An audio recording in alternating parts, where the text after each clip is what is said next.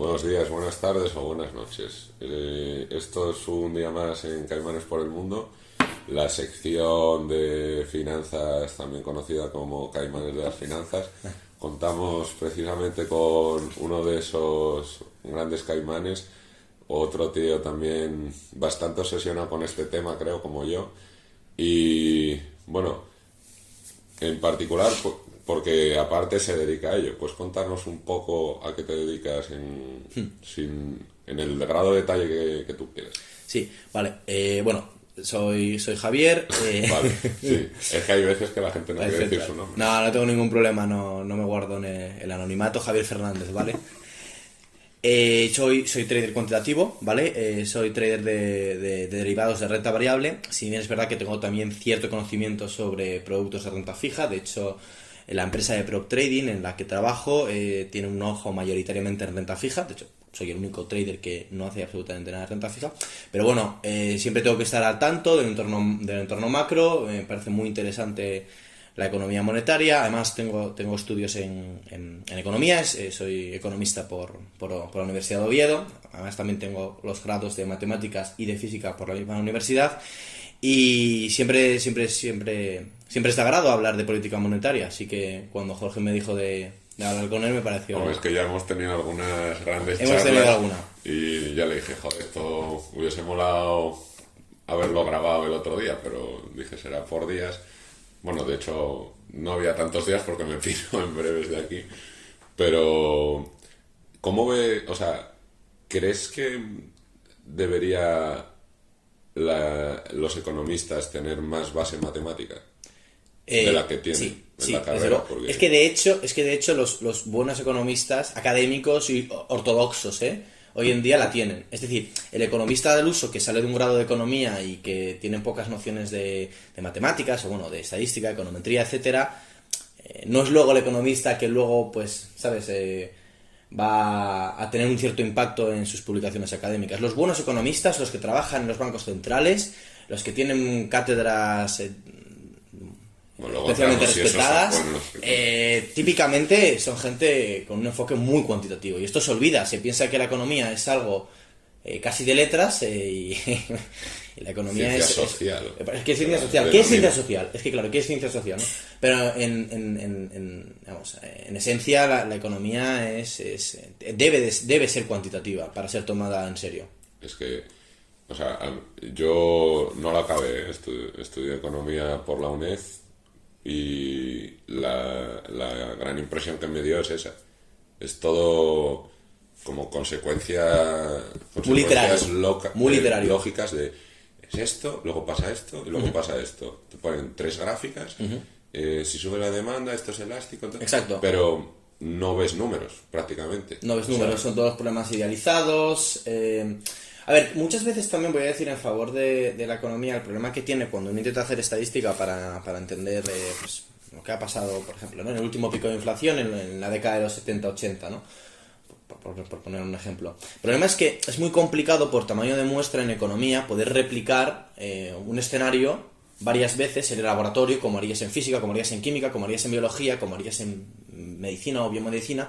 Tú coges y dices, bueno, ¿qué pasa si yo ahora tengo exactamente el mismo entorno, pero tengo más paro, pero tengo la misma inflación, pero tengo un mayor comercio internacional, el mundo está más globalizado, pero vas controlando por diversas variables y puedes entender mejor el modelo? Es cierto que en economía no puedes hacer esto, no puedes idear un experimento para hacer una prueba caso-control, ¿no? Porque es un sistema caótico. Es un sistema caótico y que encima no puedes replicar. Pero es que, efectivamente, es como el clima. Si bien es verdad que tú en el clima puedes hacer simulaciones en el ordenador, sí, ¿vale? Pero te salen cosas totalmente es que aquí se juntan dos cosas distintas. Que es, por un lado, efectivamente.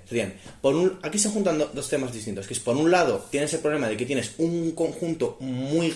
digamos, la condición inicial, incluso aunque conozcas la dinámica, ¿no?, del tiempo atmosférico, la condición inicial, digamos, es tan altamente dimensional que tú no puedes recabar al milímetro la temperatura que hay en cada metro cúbico del cielo, no puedes todo el flujo del viento. 10.000 decimales. Vale, no puedes capturar todo eso, y en la medida en que te equivoques un poco, incluso aunque de verdad asumas que conoces la dinámica, y esto, bueno, en meteorología y en lo que sea, aplicas y el sistema se descontrola, de forma que en cuanto iteras una serie de steps temporales, en cuanto llevas, no, depende del modo, que sea un segundo, un año, no sé lo que toque, pues ya el sistema difiere mucho de lo que tú has modelado, el sistema real de lo que tú has inferido, ¿no? A partir de las condiciones iniciales mal calibradas. Pues en economía tienes primero esto, que tienes una cantidad de información que no puedes calibrar, para empezar, porque mucha vive dentro de la cabeza de los agentes económicos.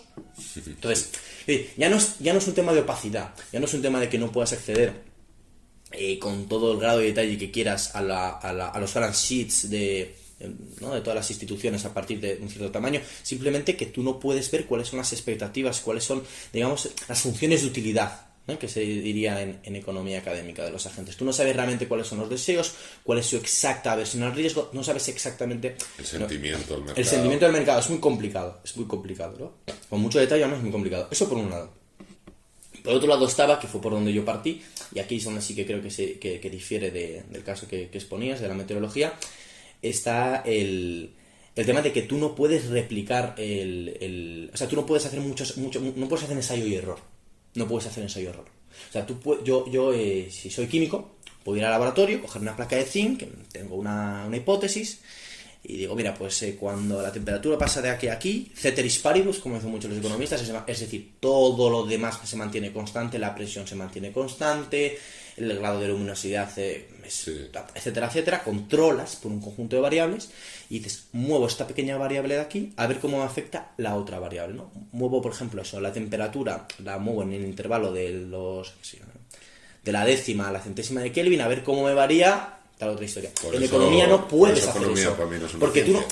Ese gran problema... Bueno, ¿qué es ciencia? Pues lo que tú acabas de decir, el método científico, que puedo hacer un experimento y replicarlo en cualquier parte del mundo y va a dar los mismos resultados. En economía no puedes hacer eso.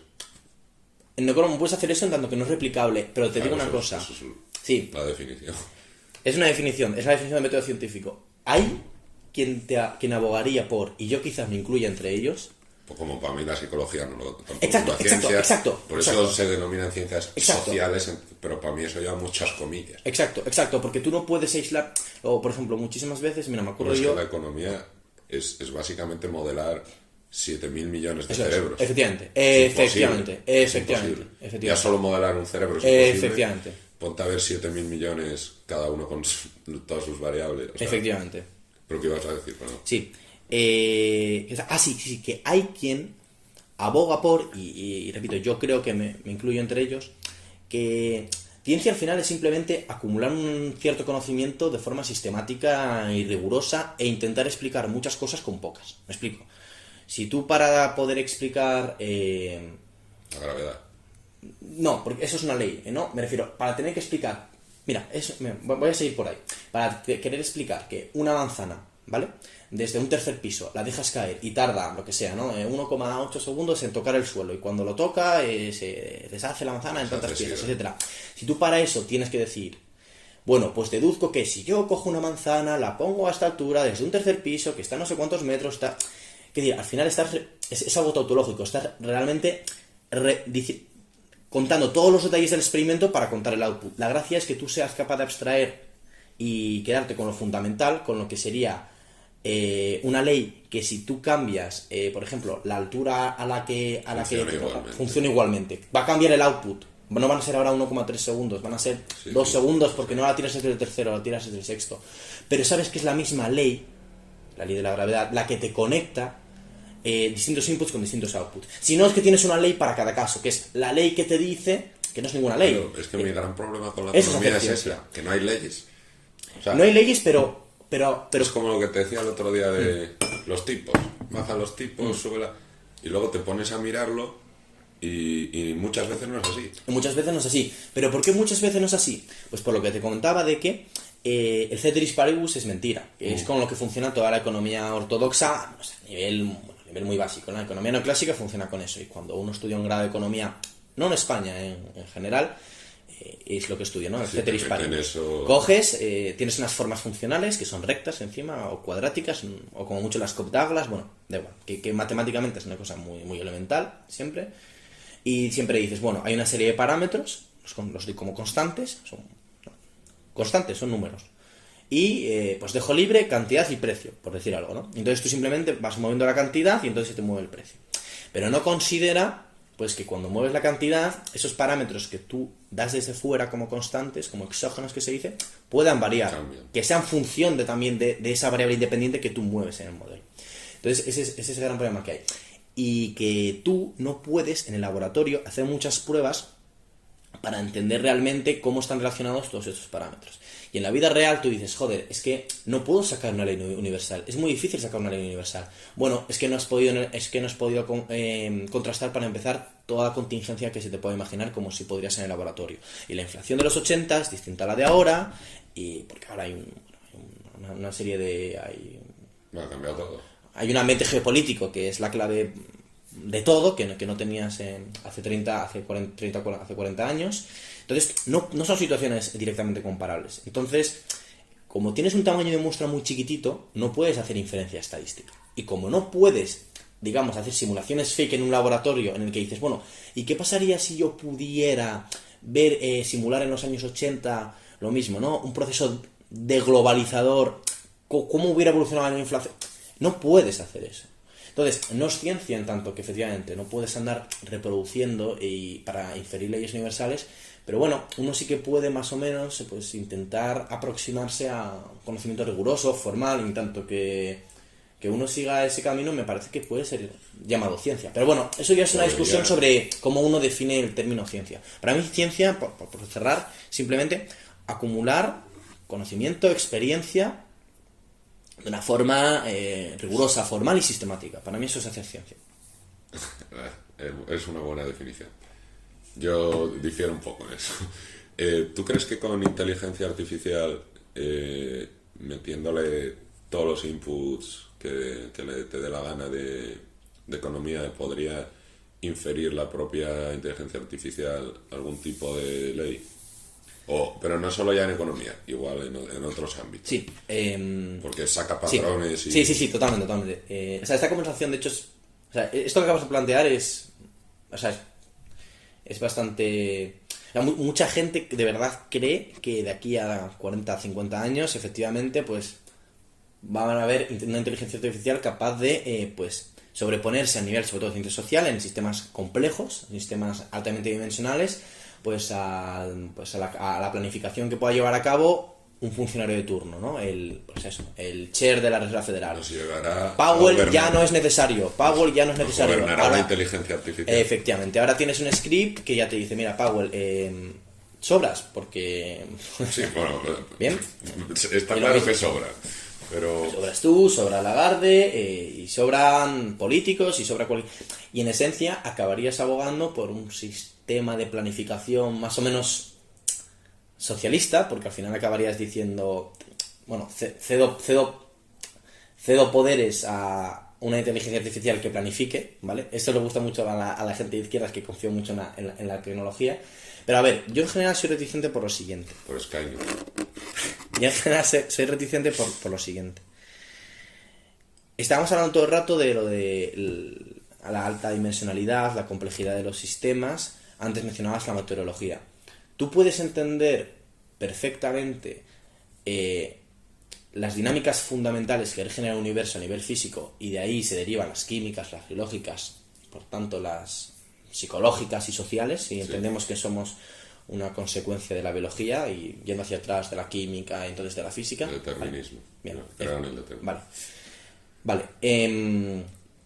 Y tú puedes perfectamente conocer cuáles son esas leyes fundamentales de la física, y no por ello, por un problema de complejidad, de capacidad de computación, tú no puedes, dadas unas condiciones iniciales y conociendo perfectamente las las dinámicas, digamos, ver cómo aguas arriba, aguas abajo, siempre me pierdo con esta expresión. Lo que quiero decir, tú no puedes derivar cómo en las capas que van emergiendo todo eso se va a comportar. Yo puedo entender perfectísimamente cómo se mueven las dinámicas de todos tus átomos, Jorge, o de lo que haya por debajo, cuerdas en el caso de que sean cuerdas, o cualquier otro tipo de ente físico. Wolfram. Sí. Esa se la pasa a Carlos y le explotó la cabeza. Sí. De hecho, Wolfram, a mí me parece que lo deja muy claro. Él habla del concepto que se llama irreducibilidad computacional, que habla precisamente de esto, que dice... tú puedes entender perfectamente cómo funciona un sistema, pero no te sirve, o sea, ese conocimiento no te sirve para predecir cómo se va a comportar en el futuro. Incluso lo más simple, que es, o sea, ves los patrones que Claro. va dibujando y dices tú, es una ley, o sea, una ley, Sí, es sí. una norma Son súper reglas básica. muy sencillas. Es un algoritmo Exactamente. ultra sencillo. Pero el problema es que dan lugar a una complejidad. Y su teoría es que el universo se Pudiera crea ser así. así. Eso es. 3 leyes de mierda y salió Exactamente. Y él dice, y aunque de verdad tuviéramos razón y fueran esas 3 leyes de mierda, yo no podría predecir a qué hora, o sea, qué sé yo, a qué hora hoy voy a pagar la cuenta del restaurante al que voy a comer. Y cuál va a ser la última palabra que diga en este podcast. No lo voy a poder predecir. ¿Pero por qué? Adiós. Predecir. Toma. Pero, ¿y por qué no? Pues porque lo que tendría que decir Wolfram es el esfuerzo que tiene computacional, ¿vale? Que tienes que hacer para dar la respuesta a cuál va a ser la última palabra que yo mencione en este podcast, digamos, sería del orden de cantidad de computación, ¿vale?, que se necesita para llevar a cabo el resto de la conversación de este podcast. O dicho de otro modo, no puedes simular sino sin recorrer el camino del sistema con él. Entonces, en la práctica, no puedes predecir, solo puedes hasta que pase.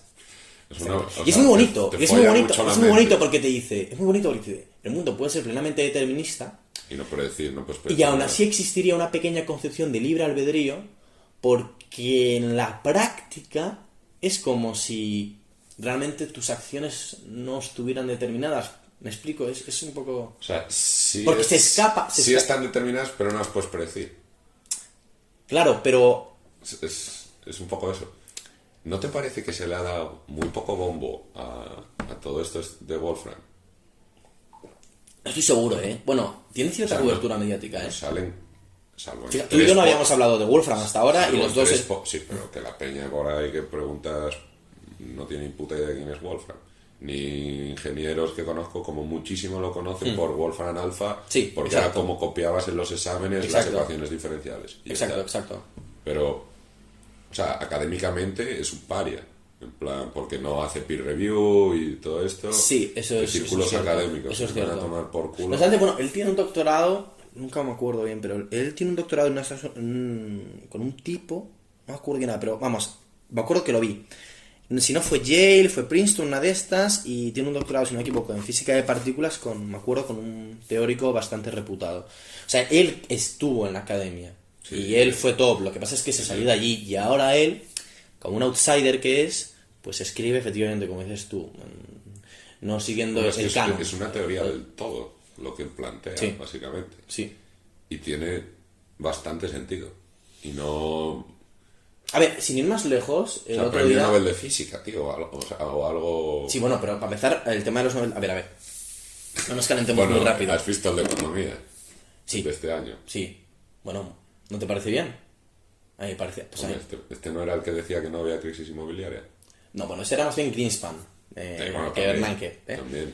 Bueno, probablemente... Bueno, Pero Bernanke fue el de... No, aquí no pasa nada. Y luego es... Bueno, como ¿qué parches ponemos después?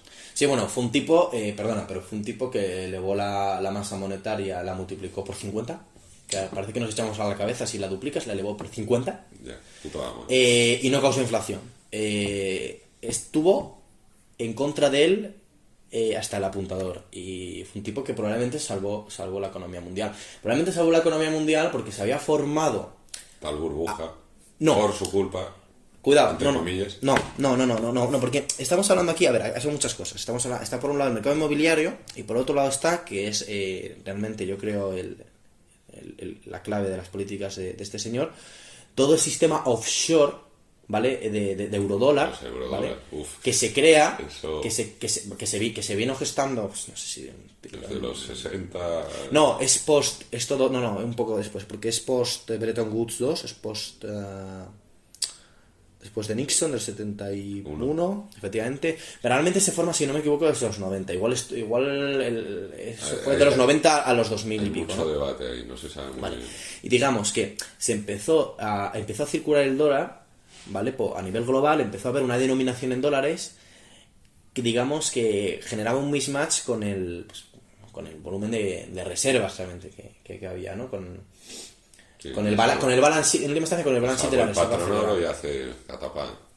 Entonces, en un momento dado hay una crisis de liquidez donde realmente, pues digamos, todos esos depósitos de bancos extranjeros que estaban denominados en dólares, hay una serie de instrumentos, ¿no? Que necesitan una liquidez, necesitan ser pasados a dólares, dan lugar a una escasez de liquidez que lo único que hace el Banco Central, la Reserva Federal, Inyectar liquidez. es inyectar una liquidez para tranquilizar a la gente, para que realmente viera que hay una convertibilidad entre esos productos denominados en dólares y dólares, ¿vale?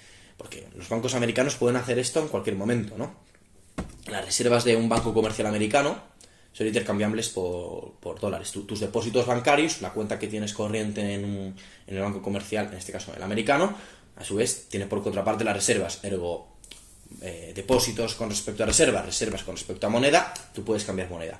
El problema es que los bancos fuera de Estados Unidos no pueden hacer esto porque no pueden tener reservas, entonces no puede cambiar con la Reserva Federal dólares al uso, dólares papel, ¿no? Y las reservas fraccionarias. Y luego está el tema de las reservas fraccionarias. Entonces, como se te forma todo este sistema de forma paralela, fuera Offshore, sí. offshore, por eso se llama offshore, ¿no? Fuera del sistema bancario comercial estadounidense, pues de alguna manera tiene que venir la Reserva Federal a rescatarlo, y no solo para rescatarse a sí mismo, sino para rescatar al globo, porque has pasado... Podría decir que el Banco Central es el tío que dice, vamos a calmarnos. Efectivamente, Cuando la peña está a punto de chiflar, es en plan, porque a ver, ve que hay burbuja, exacto. y el Banco Central es, vamos Sí. a calmarnos, señor. Sí, simplemente es, no hay suficientes papelitos en la economía, está todo muy seco y ya está. Simplemente en el momento, oye, que tú quieres cambiar tu treasury, ¿qué quieres cambiar tu bono. Y ahora por cash, pues puedes. Pues explica un poco lo que está pasando con los bancos centrales que están dando pérdidas. ¿Cómo no pérdidas? Con la subida de los tipos. Uh-huh.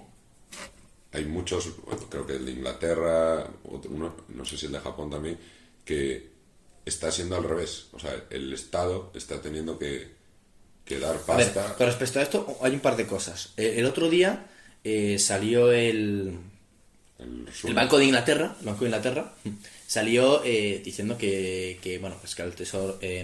no, perdón, salió el Tesoro americano. Espera, a ver que lo digo de forma correcta. Jared Yellen.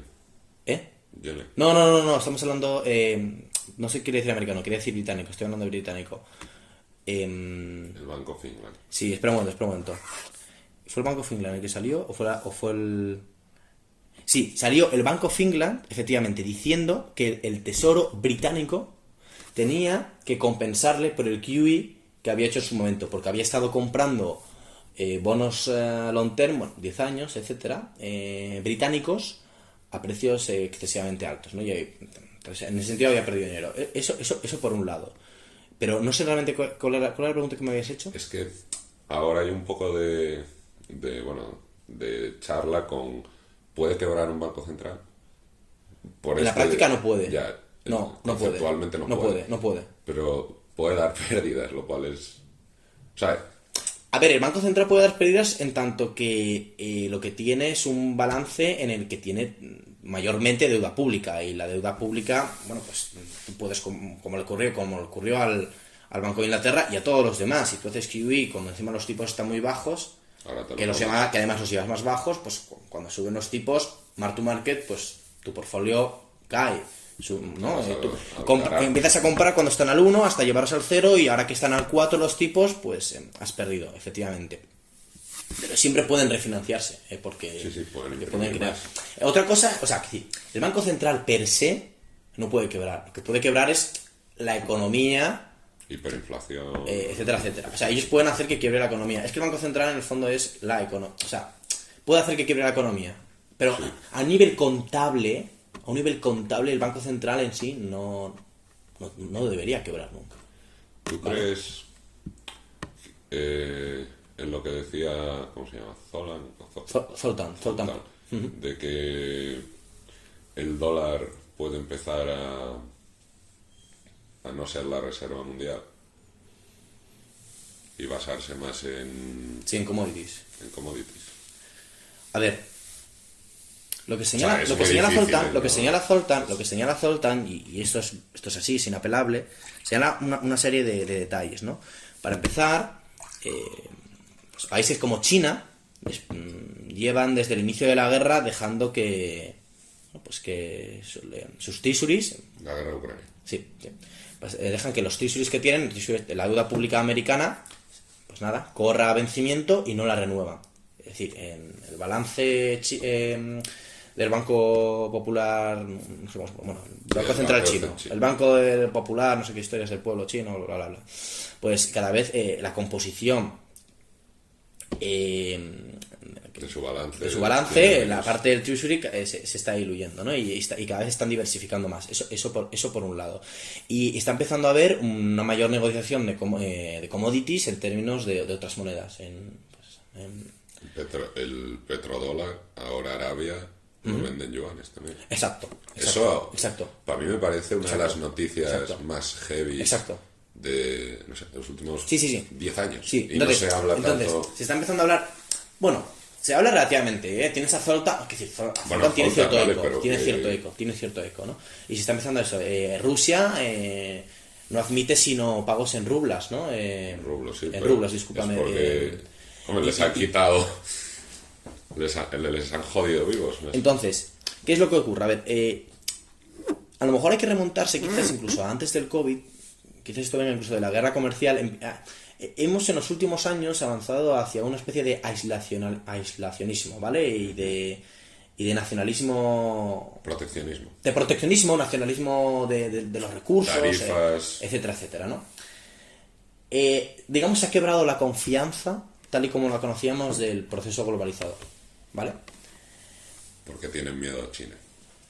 Porque todos se tienen un poquito de De miedo yuyu. entre sí.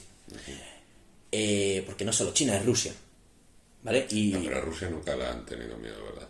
O sea, Estados Unidos Bueno. sabía siempre, desde los 60 que Rusia no tenía nada que hacer. de hecho quizás ese haya sido el gran problema. O sea, hay gente que señala que Estados Unidos centró mucha atención en Oriente Medio, principalmente, y luego en China, y se olvidó de Rusia, ¿no? Que Rusia, bueno, pues en términos de GDP, que es un... Una mierda.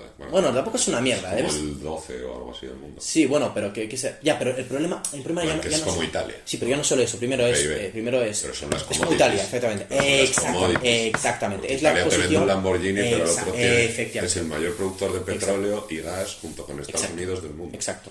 Y de pila mierdas. Exacto. Porque ahora te empiezas a enterar que fertilizantes, que sí, casi todas las putas Claro. mierdas que necesitas salen de ahí. ¿Qué es lo que ocurre? Que, digamos, en la cadena de producción, ¿vale? En el proceso concatenado en el que se va produciendo pues, un bien, un coche, por ahí pasan pues muchísimas materias primas, muchísimo valor añadido de muchísimos trabajadores, de muchísimos países, ¿no? Hay un vídeo que te explica cómo se fabrica un lápiz. Eso es. De todo lo... O sea, desde que se corta la madera, toda la gente que trabaja ahí, hasta el gran... O sea, y flipas. Claro. Que en plan miles y miles de personas Claro. para hacer un puto lápiz. Claro, ¿qué es lo que pasa? Piensa lo que esto es como... Es súper frágil. Es súper frágil, Ese es sistema. súper frágil. Es súper frágil. Tú piensas en esto como una hilera de fichas de dominó, ¿vale? Y tienes 100 fichas, y de repente quitas una en medio, de forma que cuando cae la pieza que está justo antes, no tiene a quién golpear y no golpea la siguiente. Se paró, no conseguiste que todo el proceso se llevara a cabo. Y eso es lo Yo que lo llama- veía como un Jenga. Esa es- En plan, que vas y- quitando y de repente ¡plá! Y esto es lo que se llaman, sí, eso es. Y esto es lo que se llaman los cuellos de botella, ¿no? Los cuellos de botella, Bottlenecks. los bottlenecks, ¿no? Que surgieron en la pandemia porque, de repente, claro, se para la economía mundial. Y es muy difícil de volverla de nuevo a funcionamiento. Mucha inercia. No lo puedes hacer un día para otro. Porque efectivamente funcionaba por inercia. Esto es lo típico como... ocurre con sistemas físicos, como cuando pones, no sé, la calefacción, ¿no? Pues la unidad marginal, el coste marginal de tenerla encendida es una tontería con la barrera de entrada, con lo que es el mero hecho de encenderlo. Por eso típicamente... Hestéresis. Claro, hay una histéresis, efectivamente, esa es la palabra. Tú, oye, pues típicamente tienes que estar muy seguro de cuando enciendes y luego ya mantienes. Y cuando quieres apagar, o cuando un coche con la gasolina y... Sí, la batería del móvil. Eso es. Está en todo eso. Está en todo. Pues también está en también está en logísticas. esto. Vale, entonces, si tú por un lado le unes eso, ¿vale? Que es un problema fundamental que tienes incluso en un país, bueno, que tienes en un entorno totalmente globalizado donde, como hay un problema, como hay una política de COVID-0 en China, se jodió todo. Que siguen, ¿no? Se jodió y que siguen, y que siguen. Pero es que encima de esto le tienes que añadir toda la posible desescalada de la globalización que se inició quizás un poquito antes de la pandemia, ¿vale? Bueno, al final, conflictos geopolíticos lleva habiendo un tiempo. Lo de Crimea no es de ayer, ¿vale? No. El conflicto Taiwán y Hong Kong. Georgia, Somalia. Hong Kong, sin ir más lejos, Hong Kong se la sudó a todo el mundo. Se la sudó a todo el mundo. Hong Kong fue con el COVID. Estuvieron meses de manifestaciones. Hong Kong, los putos parados. Eso es, efectivamente. Hong Kong no llega a haber COVID y hubiera ocurrido igualmente. Es que fue justo ahí. Lo que pasa es que llegó justo la pandemia, fue todo un poco a la vez como y se que ahogó. la gente sudó. Y se olvidó, claro, porque era COVID. porque Hong había Kong COVID, daba eso igual. es. Pero quiero decir, hay mucho Tenían que conflicto. haber aprovechado para ir a por Taiwán en ese momento en vez de Hong Kong. Ir a por el premio grande. Porque estaba todo el mundo tan loco que hubiese colado probablemente también. A ver, no sé yo hasta qué punto Taiwán, que diré, es muy sutil eso, muy delicado, muy Es delicado. long shot, pero Es muy delicado. puede ser. Bueno, el cuello de botella, probablemente no haya mayor cuello de botella que el de los chips, Semiconductores. que el de los chips y semiconductores de Taiwán, ¿eh? Dicho sea de paso. Yo Entonces, SMC, sí. yo ahí metí pasta. Entonces, si tú por un lado tienes, joder, que apagar la máquina es muy costoso, ¿vale? Y ponerla luego de vuelta en práctica es muy jodido, porque dices, es que esta parte está recuperada, pero esta no, ¿no? Y se te quiebra la confianza entre países que ya venía a lo mejor, pues, debilitada, ya había unas fricciones previas a la pandemia, se te desmorona todo el tinglado. Niveles de deuda por las nubes. Entonces, ¿qué es lo que ocurre? Pues volviendo un poco a lo que decía Zoltan, en el fondo, el núcleo de la cuestión es cuán importante va a ser la cuestión geopolítica en los próximos años, ¿vale? Muy importante. Porque, tú date cuenta, ahora mismo a Rusia le han congelado, en términos estrictamente económicos y jurídicos, le han expropiado. Sí, o sea, a claro. Rusia le han expropiado, no Sí, pasa sí. nada, digámoslo abiertamente. A Rusia la han Como los expropiado. camioneros de Ottawa. Sí, pues ya está, la han expropiado. Entonces, Rusia ¿qué es lo que tenía ocurre? que haber tenido ¿Qué es lo que Bitcoin ocurre? en vez de- Viene China, o India, o quien fuera, ¿no? Y dice, hostia, ¿Qué te pasa? Hostia. que si yo tengo un problema con el hegemón, Me pierdo- quitan la pasta. me quitan la pasta. Me cierran Porque la- claro, antes estaba diciendo yo, ahora el Banco Central Chino está dejando de renovar, ¿no? La parte de su balance que tiene invertida en Treasury americano, porque dice, yo no quiero depender de estos tipos. Lo que pasa es que era muy llevaba cómodo. haciendo eso desde hace tiempo. Dejando correr su balance.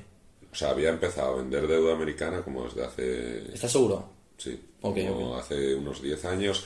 Ya No puede ser. No, Por pero, ahí. ¿seguro? ¿Estás seguro? Rusia. Yo solo leí, Rusia ¿no? sí que viene atesorando muchísimo oro. Oro. Y Rusia sí que viene. Rusia se veía venir Rusia, el jaleo. o sea, es decir, la dinámica del balance de Rusia, del Banco de Rusia, de los últimos 20 años, comparada con la de China, no tiene nada que ver. Yo juraría que no tiene nada que ver. A Rusia sí que se la veía venir, digamos, cómo estaba, entre comillas, Viéndola venir. intentando independizarse Creando el SWIFT, de este sistema monetario global liderado por el hegemón que es Estados Unidos y el dólar, ¿no? Porque al final, si hay confianza, Pero es que ¿qué alternativa tienes al dólar? pues Esa es la gran cuestión. ¿cómo dices? Ya, vuelves al oro. No, oro. O cada commodities. país. A ver, el problema que tiene esto, ¿por qué usamos dólares? ¿Por qué todo el mundo usa dólares? Es un tema de costes de transacción. Esto es un tema, es comodidad, ¿vale? Coste de transacción es un término un poco más técnico igual, pero al final es, en última instancia, es la respuesta a la misma pregunta: ¿por qué no seguimos funcionando con el trueque? Porque es un coñazo. Porque es un coñazo que yo te pueda dar exactamente la misma cantidad de manzanas, que Una gallina. para que es un coñazo. Pues del mismo modo, también es un coñazo tener varias monedas, ¿no? Decimos, no, ya no es solo trueque, ahora no, va a intermediar en el pago 5 tipos de activos: el dólar, el oro, el yen y las gallinas. Las gallinas también va a ser una moneda, y el Bitcoin. Es ineficiente, Gallina es mucho coin. mejor que hablemos todos la misma lengua, ¿no? Es igual que el idioma. Sí, es muy buena analogía. Es igual que el idioma. ¿Por qué hablamos inglés? Porque así nos quitamos... O sea, es que es más fácil entendernos todos. Y no lo hacemos por un reconocimiento a Estados Unidos, ni... No, simplemente porque, digamos, de media, ¿vale? Un italiano y un español, bueno, pues es más fácil que hablen con un estadounidense o con un inglés que con un chino, ¿vale? Vaya. Y Entonces, digamos que de media, si tú coges a un ciudadano al azar del planeta, que te pueda caer en Finlandia, que te pueda caer en Namibia, que te pueda caer en no sé dónde, pues digamos que es más fácil que tenga que comunicarse que a lo mejor con un estadounidense. Y esto sí que viene porque es, pues, en su momento, por lo menos, era la economía más potente y con mucha era diferencia. la mitad del PIB del Efectivamente, mundo. efectivamente. Ahora no, ahora es un 20 20 y pico. 20 y poco, un 20 y bajo. 20 y poco. No llega al 25, pero pasa al 20, entre un cuarto y un quinto, Sí. eso es. Vale. El declive del imperio. De hecho está... Bueno, Un trade déficit que se caga Dios. en parte podemos culpar a Donald Trump de ello. ¿Sí? Hombre. Por las tarifas. No. Ahora es déficit comercial. Sí. A pesar que estabas hablando por los niveles de deuda por déficit público. No, el déficit comercial es una cosa que lleva arrastrando de siempre. De De siempre. los Sí. 80. Y que, sí. Ves cómo pasa y de repente. Sí, ¡buah! sí. Y cada vez más Es como dependencia. 800 millones, sí, una locura. y cada vez más dependencia de China. Entonces, volviendo un poco a lo de hablar todos el mismo idioma. Pues al final hablas el idioma del socio, del comerciante más El grande, que porque es manda. con el que más... Sí, pero porque no porque sea el que manda, sino porque es con el que es más probable que tengas que hablar. Porque es el más grande. Porque es el que compra y vende más cosas. A la vez va a Arabia y le dice: yo te doy toda la pasta que tú quieras, todas las armas que tú quieras, pero todo el petróleo me lo vendes en dólares. Vale, sí, también. Y país que ha intentado cambiar esa política, de repente ha habido una guerra en ese país. O sea, es Vale. comodidad, sí, Sí. pero a la vez ellos saben que este Vale, es ellos su han gallina de los hecho- huevos sí, de oro y tienen que defenderla. Y efectivamente puede ser La que... gallina coin. Y parece que efectivamente ellos hayan hecho por establecer por asegurarse que el dólar fuera reserva hegemónico, por lo que dices tú, ¿no? Por ejemplo, linkándolo al sistema de trading de commodities o de petróleo en este caso en particular. Pero en cualquier caso, hay un proceso natural a que al final todos adoptemos el dólar, incluso aunque, pues si yo tengo que hacer una transacción, pues imagínate, con un indio. Pues tiene sentido que la hagamos en dólares, aunque no sea ni su moneda doméstica ni mi moneda doméstica. Del mismo modo que tiene sentido que yo hable en inglés con un indio, aunque, bueno, justamente en el caso de los indios hablan inglés porque son... ¿Te creas? No, también Yo es. estaba ahí 3 semanas, hace un mes y pico, casi nadie habla inglés. Wow, vale, pues Yo Japón. también pensé lo mismo. O sea, Sí. yo iba a la peña a hablar inglés y todos Claro. hablan Sí, porque indio. yo pensaba que por Hablan el casi tema de la todos colonización creí que... Casi. Vale, pero bueno, yo creo que, Ya, yo creo que se ha entendido. anécdota. Yo creo que se ha entendido. No, pero oye, interesante saberlo, mira, jamás lo habría dicho. Yo creo que interesante, ¿no? Puntualizar esto, ¿no? La analogía con la lengua me parece que tal. ¿Pero crees que va a cambiar la lengua?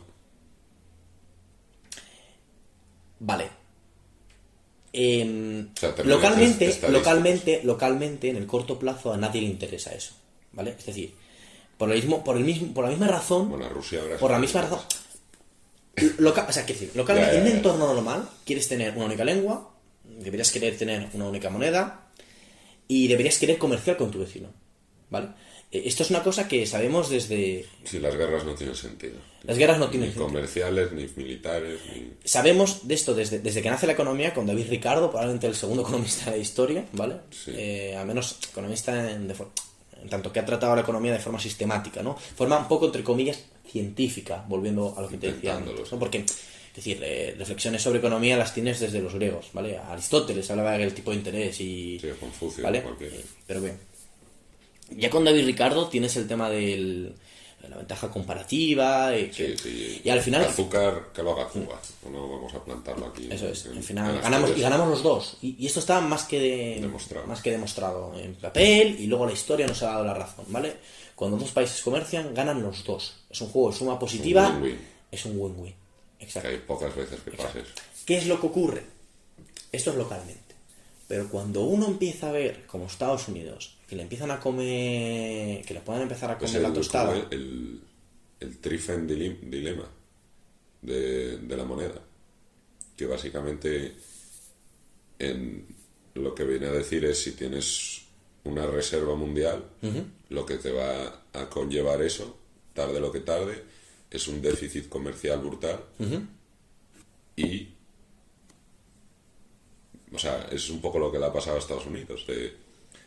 ha llevado toda su producción fuera, ha tenido déficit monetario y al final gran parte de todos estos imperios petan precisamente por eso. Oye, estás haciendo un poco la lectura histórica, ¿no? Bueno, a España le pasó esto cuando... A los holandeses, A los a holandeses, Inglaterra, sí. A ver, a los holandeses. Una de las grandes cosas fue ellos inventaron la navegación moderna en muchos sentidos. y la bolsa con ello. La bolsa. Ahí nace la bolsa. Y Inglaterra, con trabajadores que cobraban mucho menos, cogieron a shipbuilders holandeses, les pusieron a hacer barcos más baratos, y esto se va viendo históricamente siempre, y es lo que le está pasando ahora a Estados Unidos con China. Hombre, China es que es Yo te fuerza de, copio todo. fuerza de trabajo a un descuento Claro, exacerbante. pero la comparación era Holanda, que es una puta mierda de población, comparado con Inglaterra.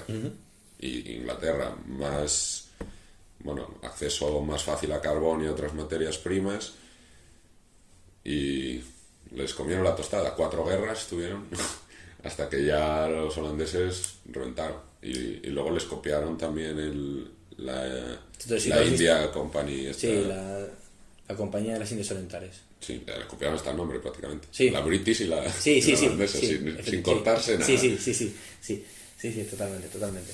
Entonces, claro, tú aquí llega el punto, y repito, esto es pre-COVID, esto es la guerra comercial, la que todos escuchamos hablar pre-COVID, en la que Estados Unidos empieza a decir, oye, igual no quiero ser tan dependiente de China, porque a mí me iba de puta madre importando pues a unos precios de chorra, deslocalizando y aprovechándome de la barata mano de obra de esta gente. Pero es que esto en cualquier momento se da la vuelta.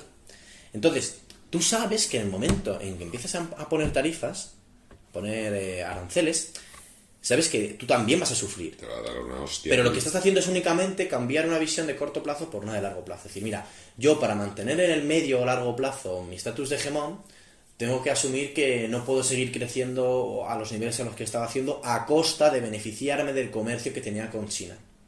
Sí, ¿Vale? yo tiro una granada a China y a mí me va a caer metralla. Algo así. Entonces, siguiendo un poco con esta línea, evidentemente a Europa y a Rusia, a ninguna de las dos les conviene no negociar con la otra. ¿Pero qué hay por detrás? Geopolítica. En última instancia, solo geopolítica. Entonces, rebobinando estos últimos, no sé cuánto ha sido, 10-15 minutos, ¿qué creo que va a pasar? Muy depende de cuán en serio se quieran tomar los países la cuestión geopolítica. Es decir, nosotros, cuando de verdad llegue el frío, y haya frío de verdad en enero, si es que viene, que probablemente... Y en Alemania, que además, cuidado, porque en Alemania están muy acostumbrados a pasarlo bien. Alemania no sufrió prácticamente en 2008. Alemania, desde la caída de la URSS y la reunificación con el Este, ha vivido muy bien. No sabe lo que es una crisis, ¿no? ¿Cómo se van a tomar el frío? Vale. Porque ¿qué vamos a sacrificar? ¿La economía o la geopolítica? ¿Vamos a volver a comerciar con Rusia? Pues no lo sé. Probablemente. Pues no lo sé. El otro día salía Putin haciendo un chiste que decía, bueno, en fin. Pero decía algo así como... era un niño alemán que decía, mamá, ¿por qué? Es como la historia, pero ¿por qué pasamos frío? Y decía, no, porque no le compramos gas a los rusos. ¿Y por qué no le compramos gas a los rusos? Y era como que el chaval no lo entendía, ¿no? Y era en plan, pero si esta no es nuestra guerra, mamá, ¿no? Porque invadió Ucrania, pero ¿y entonces yo por qué paso frío? Entonces ya ha empezado a salir gente, y gente bastante moderada. Blanchard, no sé si sabes quién es Olivier Blanchard. No. Bueno, Olivier Blanchard es un economista, no es un tío ni de izquierdas ni de derechas, es un tío pragmático, ortodoxo, muy reputado, uno de los manuales más o empleados de macroeconomía en las universidades de bueno, da igual, es un tío muy bueno, que podría eventualmente ser... Bueno, Le invitaré a todo. Bueno, pues este tipo dijo, oye, es que igual deberíamos empezar a reconocer la cruda realidad de que igual tenemos que comerciar con Rusia. Yo esto lo llevo diciendo aquí casi desde que empezó el conflicto. Yo no me estoy posicionando, yo particularmente. Sí. Yo, Javier Fernández, no me estoy posicionando. Yo sí, o sea, no tiene... Pero lo que es importante, ni cabeza. es importante señalar, no, porque luego ya verás los telediarios dentro de 2 meses, ¿no? Porque no, porque deberían poner un precio máximo a la electricidad los gobiernos, pero por otra parte, claro, puta Rusia, no sé qué, ¿sabes? No podemos comerciar con ellos porque... A ver, o eliges una cosa, o eliges otra, o cedes mitad en cada una de ellas. Pero al final vamos a sufrir, porque estamos acostumbrados a beneficiarnos del entorno de la globalización, del comercio. Y se está acabando. Y se está acabando. O, no, por lo menos está dando un par de pasos hacia atrás. Sí, la tendencia es hacia ahí, que se puede revertir. ¿Qué es lo que pasa? Si la confianza hubiera seguido, era maravilloso, porque, ¿qué decir? Fíjate, Alemania. Gas a precio puta. Claro, tienes gas a precio puta, y tú mientras, cualquier otra. Es que te dedicas a cualquier otro tipo de sector de mayor valor añadido. El puto motor de Europa estará destrozada. O sea, sus costes no tienen ningún puto sentido. Hay que hablé creo en el podcast, hay un estudio de una agencia de estas privadas de inteligencia que subcontrata a todo el mundo, en este caso era para la CIA, como un mes antes de la guerra de Ucrania. Básicamente, pues son 7 hojas así, no es muy... Pero exponiendo lo que tenía que hacer Estados Unidos para reventar la economía alemana. Y es todo lo que ha pasado. En plan, hablando de cómo los verdes iban a posicionar a favor de las sanciones a Rusia. Es que además los verdes ahora han tomado bastante poder. Sí. Cuando hay crisis, los extremismos es lo que prima. Y de cómo, hasta te lo ponía de cuánto iba a beneficiar económicamente a Estados Unidos todo el conflicto de Rusia con Europa, y de cómo reventar en particular a Alemania y a Francia. Porque Francia con el uranio también está jodidísimo. O sea, esto ha sido bastante estudiado. No es algo, o es mi opinión. Sí, de hecho, yo juraría que Zoltan, de hecho, escribió en su momento también un estudio así relativamente, creo que superficial, ¿no? Sobre la disminución del comercio del gas con Rusia en tal cantidad, cuánta destrucción me implica de PIB alemán, ¿no? Hablaba un poco de esto, bueno, pues el valor que tiene, es que no estoy seguro, ¿no? Pero hablaba un poco de esto, bueno, pues el valor que tiene, efectivamente, toda esta serie de medidas, el embargo, el aislamiento, ¿Tú crees que esto pasaría si gobernase la inteligencia artificial? Pero es que en una inteligencia artificial, ¿gobernada por quién? Si cada país tuviese su inteligencia artificial, ¿no se pegarían entre ellas? Probablemente sí. Porque al final esto no es un tema... El tema es que una guerra suele ser mala para los dos, a no ser que uno gane aplastantemente al otro, en el cual, pues como Estados Unidos le da la base para estar 80 años haciendo que salga a los cojones. Pero claro, te tiene que salir muy muy bien la jugada, y es una apuesta muy muy arriesgada que me parece que están volviendo a tomar. Y sí, una inteligencia artificial, pues yo qué sé, podría decir,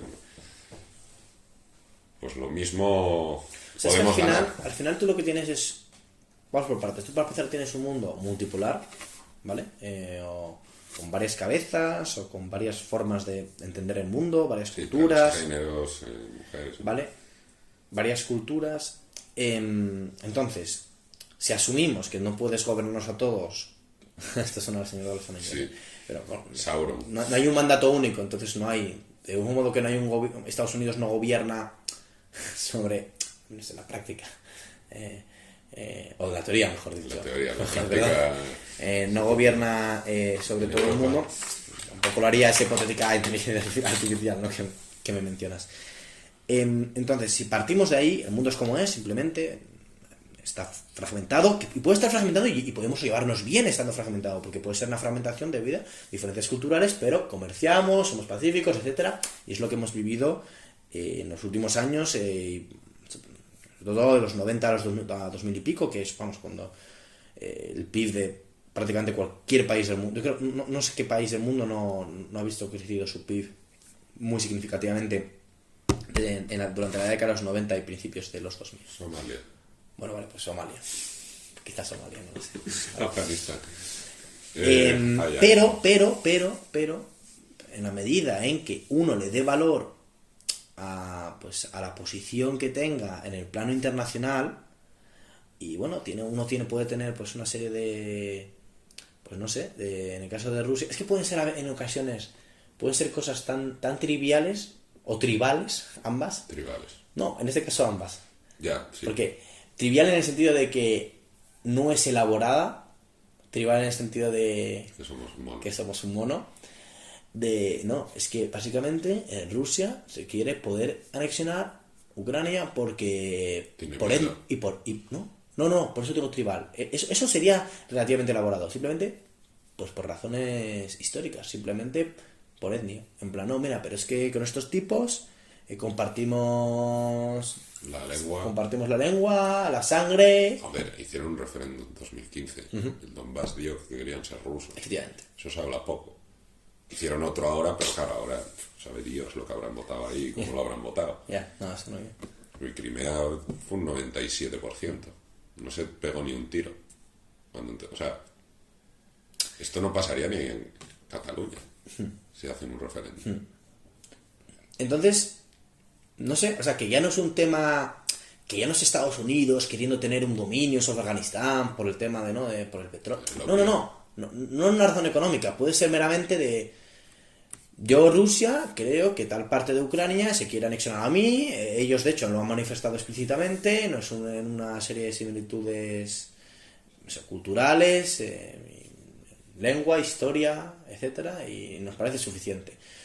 Entonces, ¿qué decir? Yo no tengo el conocimiento, ni de lejos, para aseverar que realmente los motivos geopolíticos son suficientes como para poner en jaque el sistema económico y monetario mundial, el orden actual de las cosas, ni tampoco sé, o sea, no sé hasta cuán lejos pueden empujar los países por ello, y tampoco sé detrás de esas razones geopolíticas qué es lo que hay, si son económicas, como era el caso de Estados Unidos con Afganistán, o si sería algo más de, pues eso, algo apelando si es un tema de apelar a la raza, o es un tema, como tú comentabas también, de defensa, de que simplemente dice Rusia, no, tío, es que la OTAN lleva expandiendo los cojones. Sí, 40 años. Y encima incumpliendo su palabra con los tratados que viene firmando conmigo, porque no sé, desde Gorbachev pues han entrado en la OTAN 5 rondas de país. Lituania, Letonia y Estonia, Hungría, vamos, toda la ex-URSS, menos lo profundo, es Bielorrusia, que es profundo, Ucrania, y bueno, y queda Finlandia, pero que ahora están hablando que igual también se mete, que no es ex-URSS, evidentemente, pero es que comparten frontera, joder. Una amiga mía, desde allí, y están acojonados. Sí. Bueno, de hecho, Finlandia, cuidado, Finlandia... Están acojonados por este invierno. Ya. Porque aquí, si no tenemos gas, nos ponemos 3 sudaderas, 4 mantas, pasamos frío y tal. Pero en Finlandia mueres. Ya. O sea, se te pone menos 30 fuera y por muy buen aislamiento que tengas, palma. Finlandia yo sé que, al parecer, lleva años... más bien durante la Guerra Fría, creo que fue, evidentemente con la caída del muro creo que eso cesó, pero Finlandia al parecer se preparó muchísimo por Segunda Guerra Mundial ante cualquier posible contingencia. Creo que tiene un montón de búnkers, creo que tiene un montón de armas. Para el apocalipsis. Sí, es como el país más... Efectivamente, creo que Finlandia es uno de los países más preparados, mejor preparados para... Bueno, además conquistar Finlandia, o sea, ojo, porque, bueno, lo que le pasó a Napoleón, a Hitler... Tú vas todo caliente ahí en verano y de repente se te hace el invierno ahí y adiós. Se te empieza a congelar la sofa de los tanques, el pito, todo. Sí. A ver qué coño. Sí, entonces eso, no sé hasta qué punto, o sea, no sé en qué momento un Putin va a decir cuánto quiero empobrecer a mi población por asegurar defensa, en el caso de que sea defensa lo que busque, que es, oye, no quiero que la OTAN cerque tanto su cordón alrededor mío, es un tema de autodefensa, ¿vale?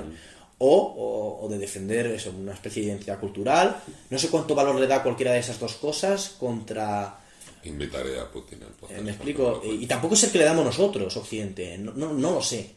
No sé cuál es la función de utilidad de nuestros gobernantes, dicho de otro modo. Yo creo que la mayoría no la tiene. ¿Entiendes? O ni entienden ese concepto. Entonces, elegir entre una cosa y otra es complicado. ¿Crees que puede llegar el momento que haya una AI, una inteligencia artificial general, que sea consciente de sí misma? Que ni siquiera sabemos lo que es la conciencia. Ya.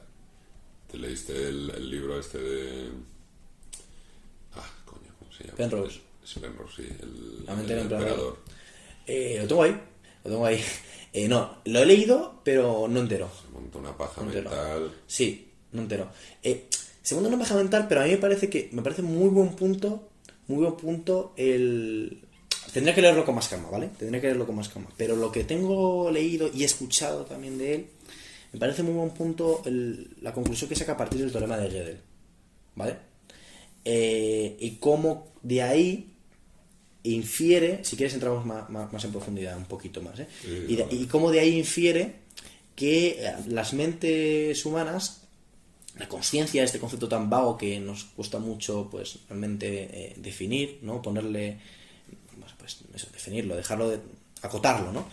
Pues, que no es algo puramente computacional. Computacional, a ver, cuando decimos computacional, es un término que está bien definido, porque trabajaron en ello Turing y trabajó Church y todo este trabajo que se hizo por algebristas, por matemáticos, a finales de la primera mitad del siglo XX, un poco por la Segunda Guerra Mundial. Recordemos que de hecho la Segunda Guerra Mundial es un catalizador para la computación gracias a Alan Turing. Bueno, hay una película sobre esto. Efectivamente.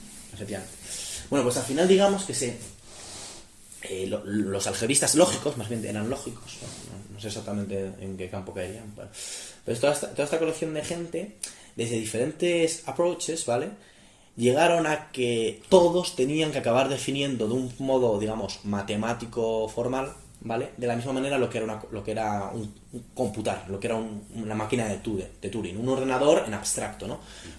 Una final, ¿cómo definir un ordenador a papel y boli de forma abstracta, sin hardware, sin microchips, sin nada de eso? Y vieron que había una única, que al final todas las formas que tenían de hacerlo eran equivalentes, ¿vale? Entonces, con esto lo que quiero decir es el concepto de computación, de computabilidad está bien entendido, está bien definido y es algo riguroso en matemáticas. ¿Que la consciencia surge de la capacidad de computación? No, y eso es lo que te demuestra Penrose. Y eso es a lo que voy. Entonces es que no lo sé. Y ahora entramos, si quieres, en eso. Una cosa es la puntualización que hace Penrose de yo creo que aquí hay algo más, y otra cosa es la respuesta que él da a que es ese algo más. Porque ahí ya empieza a meterse en biología, habla de los microtúbulos, entonces... Ahí se mete en un jardín... Sí, ahí Penrose pues empieza a colaborar... Puede patinar ahí. Sí, no lo sabemos, pero puede patinar. Empieza a colaborar con un... De hecho, no le dio mucho crédito a él en general, la comunidad científica, por esto. Empezó a trabajar mayormente con un anestesista de Arizona, creo, no estoy seguro. Le pasaba buena mandanga. Le pasaba buena mandanga. Entonces, claro... Empezó a flipar con los microtúbulos. Madre mía. Efectivamente. Y básicamente se empezaron a apuntar a los microtúbulos, que son... No sé si es una proteína, no, bueno, al final es algo algo que está en el cerebro. Igual que están dentro de las células. No, cuidado, están todas las células. Verdad, Lo que pasa es que son especialmente importantes los microtúbulos de las neuronas, pero el microtúbulo es, pues como lo es la mitocondria o como lo son los ribosomas, pues al final es otro tipo de... Es que no sé cuál es el nombre, pero otro tipo de... partes de la célula. Otro tipo de parte de la célula, otro tipo de... ¿Sabes? No sé si es una proteína en sí misma, ¿no? Y decía que, que eso era muy clave para explicar el origen de la conciencia. Además, lo une... A ver, la verdad que se motiva mucho, porque esto lo une con el problema de la medida de mecánica cuántica, y además dice que la resolución viene por el colapso de la función de onda cuya causa es que el espacio-tiempo no puede estar superpuesto. Básicamente no, mejor no entramos en esto porque es muy largo, pero el tipo intenta dar respuestas a qué es la mente y la consciencia y combinar la mecánica cuántica con la relatividad general, un poco como parte todo de la misma teoría, que es como una teoría del todo, no una teoría del todísimo. Entonces es súper, hiper, mega ambicioso. Sí, se vino arriba. Y probablemente se ha venido un poco arriba. Pero sí que me parece muy importante, y esto sí que si quieres lo desarrollo un poco más, el tema de por qué, digamos, la mente no se reduce a un ordenador suficientemente complejo. Dale. Vale, el tema es que el teorema de Gödel básicamente lo que te dice es que cuando tú desarrollas una teoría matemática, desarrollar una teoría matemática es, tú tienes que hacer una elección de axiomas, un axioma o postulado, asunción, simplemente, algo que por definición es verdadero, simplemente, ¿vale? Entonces dices, no, por ejemplo, ¿no? Existe el número 0. El 1 más 1 es 2, por ejemplo, no es un axioma, ya lo derivarías de... podrías ponerlo como axioma, es que tú como axioma puedes poner lo que quieras, pero la gracia es que pongas algo tan verdadero, tan verdadero, pero claro, en el fondo es verdadero porque tú lo has elegido así, pero para ti es muy verdadero porque te es muy intuitivo, porque tu mundo físico, tu experiencia siempre se da, te dice, esto no puede no dejar de ser algo 100%, es dogmático, El 0 apunta lo inventaron los indios. Sí, eso es muy... Sí. Entonces, tú haces una elección, ¿no? Y dices, bueno, cojo el axioma 1, el axioma 2, el axioma 3, bla, y cojo una serie de axiomas. Bien. Y entonces tú a partir de estos axiomas empiezas a combinarlos. Y dices, coño, si miro axioma 1 y axioma 2, me sale un enunciado matemático, ¿vale? Me sale un resultado matemático, ¿vale? Que es verdad, pero es verdad a partir de los axiomas. Los axiomas eran verdades absolutas por definición. La base. Es la base, porque si no hay nada verdad, no puedes inferir una nueva verdad. Entonces tú, cuando haces matemáticas, primero estableces de forma arbitraria, porque es arbitraria, otra cosa es que esté motivada por lo que fuera, por la experiencia, por lo que fuera, pero tú estableces un conjunto de axiomas y a partir de ahí deduces una serie de verdades que ya estaban implícitas en los axiomas, pero vía demostraciones matemáticas, lo único que haces es evidenciarlo, pero ya estaban ahí. Digo porque muchas veces se habla si las matemáticas se crean o se descubren. Las matemáticas se crean en tanto que tú eliges el set de axiomas del cual partes, pero una vez que tú eliges ese set de axiomas, toda la matemática queda automáticamente definida. Tú la vas descubriendo. Lo único que haces es ir siguiendo caminitos, ¿vale? Vale, entonces, ¿por qué te contaba esto? Porque, Gödel habla de teorías matemáticas que contengan el álgebra elemental. Bueno, álgebra es simplemente hacer operaciones, sumar, restar, dividir y otros tipos de operaciones más abstractas, pero que en esencia es eso, Tengo un número, tengo otro número, los combino y me da otro número. Solo que ahora un número no tiene por qué ser lo que tú y yo conocemos como número, no puede ser el 1 y el 3, puede ser una noción más abstracta. Una matriz. Puede ser una matriz, puede ser sumar matrices, pero bueno, que es que hay un elemento A, hay un elemento B, los junto y sale un elemento C. Input y sale un output. Operaciones binarias, una serie de historias. Bueno, pues él dice, si tú tienes una teoría matemática que incorpore el álgebra más elemental, en particular que de ahí puedas recuperar los números naturales, una serie de chorradas. A nivel técnico yo no lo conozco, pero más o menos va por aquí la historia. Vale, pues entonces, si tú quieres que tu teoría matemática sea consistente, ¿vale? Consistente es que tú no permitas que haya... fallos. Que no permites que haya dentro de tu teoría enunciados, ¿vale? O sea, una inconsistencia que se contradigan. Que se contradigan. Que no haya contradicciones internas. Eso. Coherencia, de alguna manera, ¿no? Es en plan, yo tengo una serie de axiomas. Empiezo a jugar con ellos. Con axioma 1 más axioma 2 saco este enunciado. Y este enunciado más axioma 3 saco este enunciado. Para mí una de esas incongruencias es ¿por qué toda la suma de los números naturales da menos un 12avo? Es que eso no es cierto. Ah, vale. Es que eso no es cierto. No es cierto. Eso no es cierto. Si quieres, ya puedo dormir. Puedes dormir tranquilo. Mejor, eso no es tío, cierto. porque me vi un vídeo ahí que me desfolló la mente. No. Es que Carlos, esto lo hablé con él, que decía que se aplicaba a física incluso. En física. Y eso es cierto. Eso es cierto. Eso es cierto. Y me folló la mente. Eso es cierto, pero... Si quieres luego te respondo a eso. No, sí, perdón, es que no, pero es muy buena. El menú 12avo es muy buena. Si quieres luego respondo a esa. Es muy buena. Entonces, Entonces tú vas trabajando y vas poniendo un montón de piezas juntas y al final llegas a un enunciado. Entonces, si lo haces por otra vía, llegas a otro enunciado, a otros enunciados. Lo que no puede ser es que tú en un momento dado llegues a dos enunciados que uno diga A más B es igual a C y otro diga A más B igual a D. No puede ser. Eso es una cosa. Eso por un lado. Y por otro lado está el tema de la completitud. ¿Cuál es el tema de la completitud? Vale.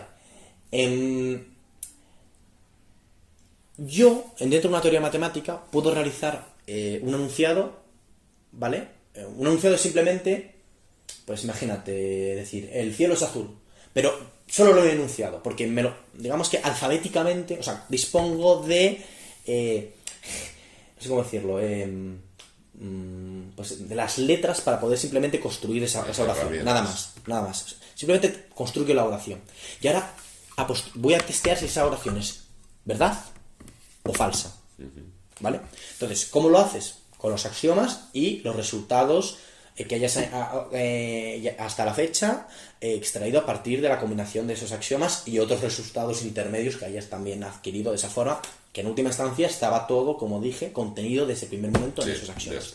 Entonces, ¿cómo haces eso? Dices, bueno, el cielo es azul. Bueno, entonces tú coges y haces una demostración matemática.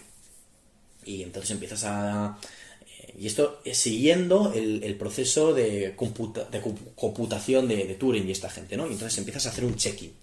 Empiezas a decir, a ver, este axioma con este axioma, vale, entonces, vale, bien, entonces a ver esto, y entonces al final llegas a una conclusión que te tiene que determinar si ese enunciado es verdad o es falso dentro de la teoría. ¿Me explico? O sea, yo puedo decir 1 más 1 es 3, o sea, lo puedo decir. He construido un enunciado, porque... Ya. ¿Vale? Pero yo, una vez que digo eso, ya le pregunto, ¿esto es verdad o es mentira? Bueno, pues yo usando la matemática disponible te puedo decir, bueno, eso es mentira. Vale. Completitud, ahora que ya he explicado el tema del chequear la veracidad de un enunciado, completitud básicamente es poder responder a la pregunta, ¿es tal enunciado verdad o mentira? Pues para cualquier tal enunciado, o sea, para cualquiera que sea ese tal enunciado, poder siempre ser capaz de responder, ¿es verdad o es mentira? Dicho de otra manera, completitud es toda pregunta que yo pueda hacer dentro del marco que me permite la teoría matemática, pregunta binaria de ¿es esto verdad o es esto mentira? ¿Se puede responder dentro de dicho marco? Eso es completitud. Hostia, pero... ¿Lo he explicado bien? Sí, pero... Lo puedo sintetizar. ¿Cómo consigues completitud? O sea, tienes que... O sea, el tema es, ¿puede haber en las matemáticas algún enunciado, imagínate? ¿Alguna incongruencia? No, eso es diferente. Porque una incongruencia es que tú demuestras que una cosa es verdad, demuestras que otra cosa es mentira, y resulta que esas dos cosas son equivalentes. Entonces no pueden ser verdad y mentira a la vez. Está roto, las matemáticas están rotas. O sea... Un bug en Matrix. Es un bug, porque yo por un lado demuestro que no sé qué vale infinito y por otro lado demuestro que vale 100 y digo yo, pero si es la misma historia, no pueden valer 100 e infinito a la vez. Eso es una incongruencia, eso es una incoherencia. Eso por un lado. Completitud es, ¿vale esto infinito? Y yo te diga, no hay manera de decirte ni sí ni no. No se puede, con las matemáticas disponibles. Pero cuidado, vale. No que no pueda porque sea muy difícil llegar a ello y un matemático dentro de 100 años pueda. No. No solo eso, es que te puedo demostrar matemáticamente... No puedo. O sea, la gracia es, se puede demostrar matemáticamente que no puedes demostrar matemáticamente que eso sea verdad o no. Vale. Entonces, Gödel lo que demostró es, por un lado, dijo, todo sistema de axiomas que dé lugar a una teoría matemática consistente, es decir, sin contradicciones internas, tiene necesariamente, que contenga el álgebra fundamental, lo que dije antes, que se pueden hacer operaciones dentro de esa teoría matemática, tiene necesariamente que contener preguntas sin respuesta dentro de ese formalismo. ¿Por qué? Es así.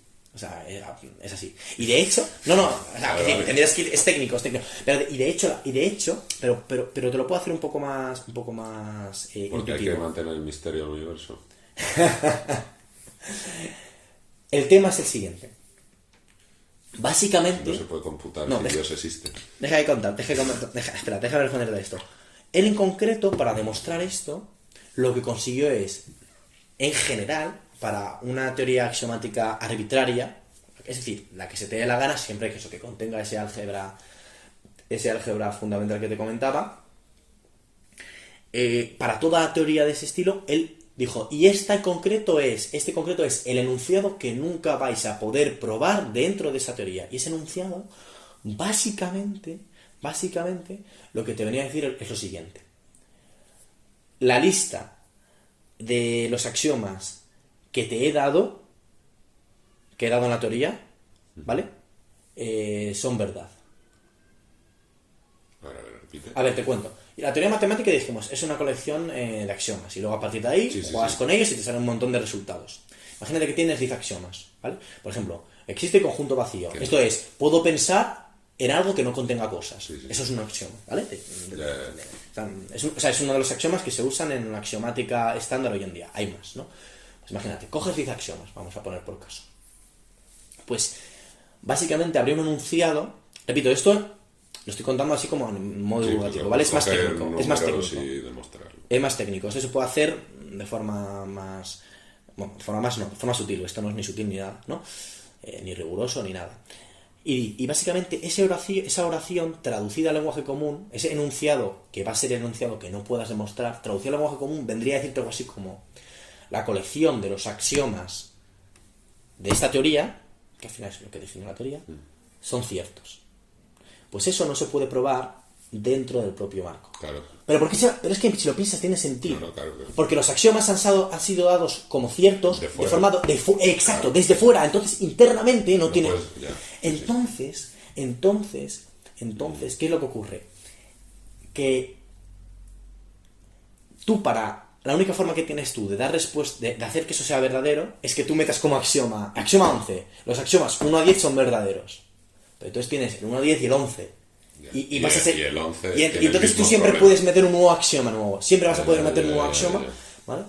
Existe siempre, por lo menísimos, ese tipo de enunciado. Y entonces, ¿qué es lo que te dice a ti Penrose con esto?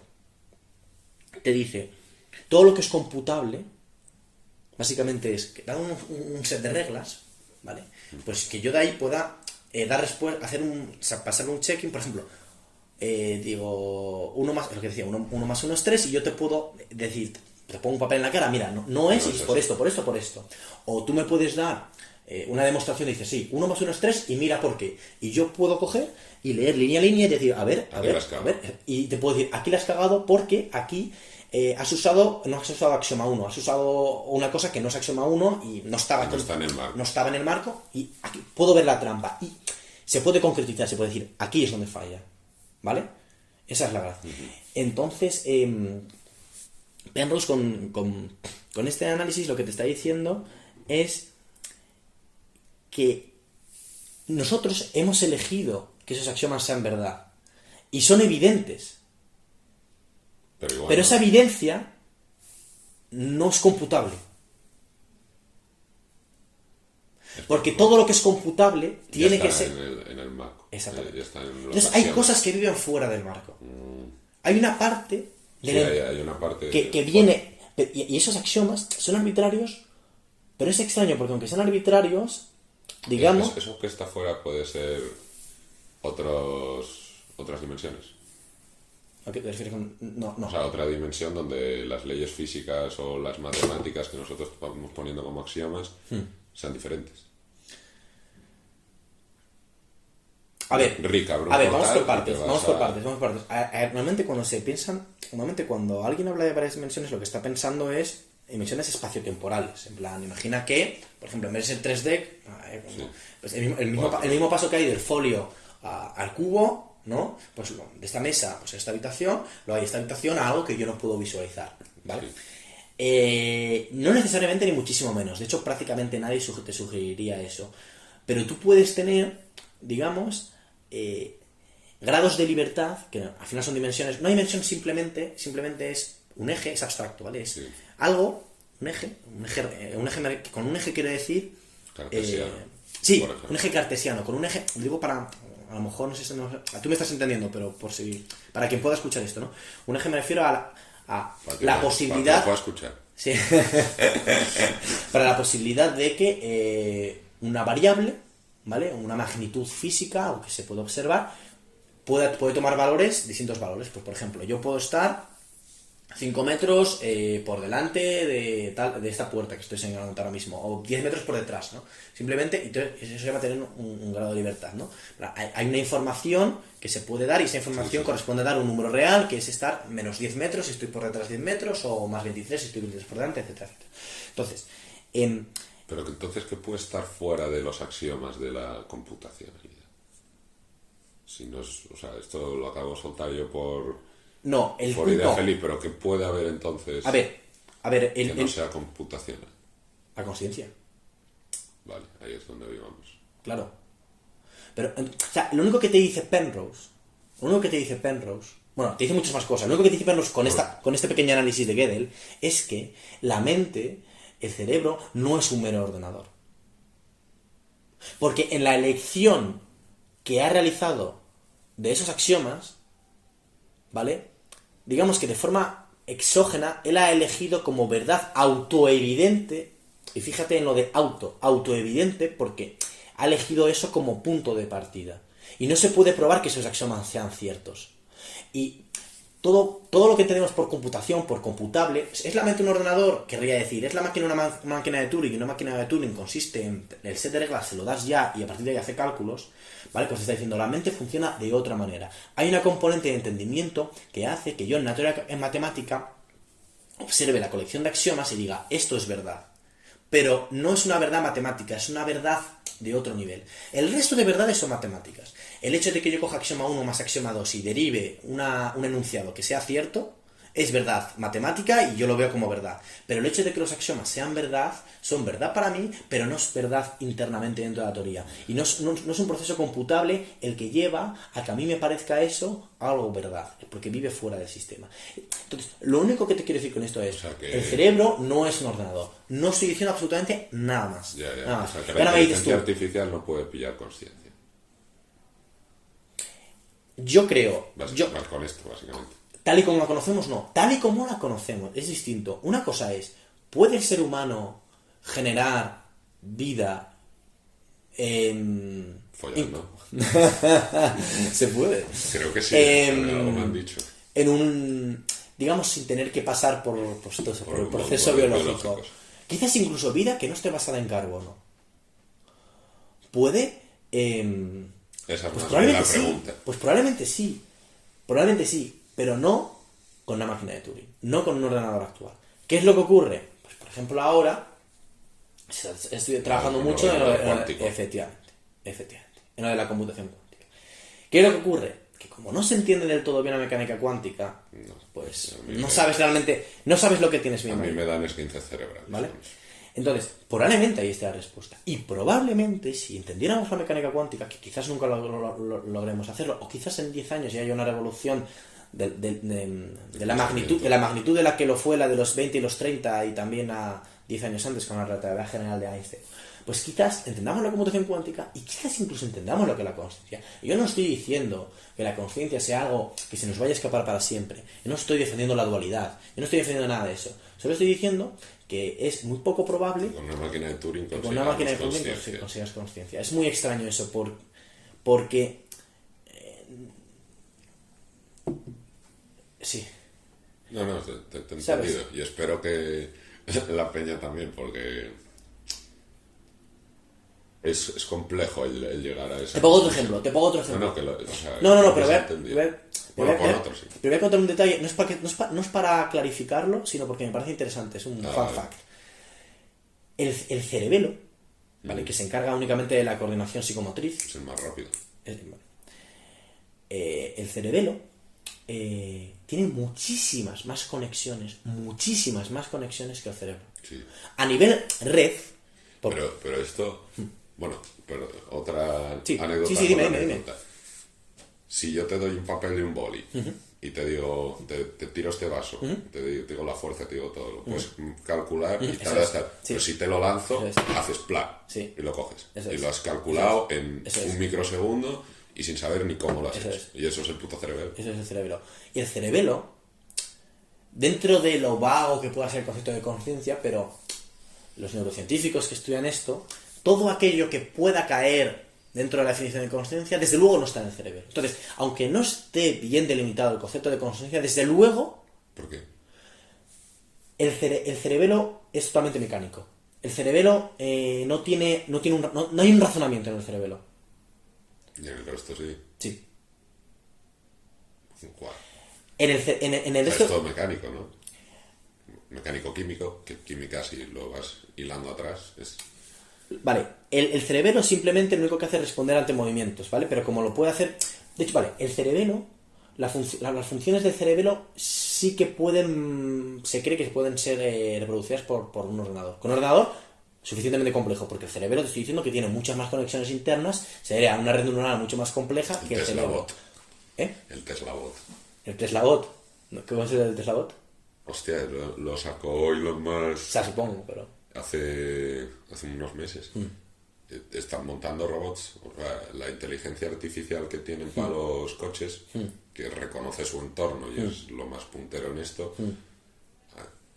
O sea, dice que lo que más sentido tiene es usarla para un puto robot. Están construyendo un robotín así, que es, oye, dame un vaso de agua. Vamos, básicamente van a intentar crear mayordomos. Ok. Con cerebros. Vale, entonces, por responder a tu pregunta, ¿vale? No me quiero escapar de tu pregunta. Sí, porque yo divago mucho. Todo lo que es con razonamiento me refiero, porque tú puedes decir, no, pero en última instancia eso está mecanizado. Bueno, vale, pero todo lo que es... Lo que es cortes prefrontal. Me refiero, todo lo que es la toma de decisiones que a ti te lleva a decir, bueno, pues voy a hacer mañana un podcast con Javi. Es que yo creo que todo eso es una ilusión. Puede ser una ilusión, pero vive en el cerebro todo eso. Todo no en el cerebro. No en el cerebro, exacto. Entonces, todo eso puede ser o no una ilusión, pero básicamente toda la toma de decisiones, y aquí voy a ser como circular, porque voy a decir consciente, ¿no? Pero siempre que uno se para a meditar sobre una decisión relativamente elaborada, ¿vale?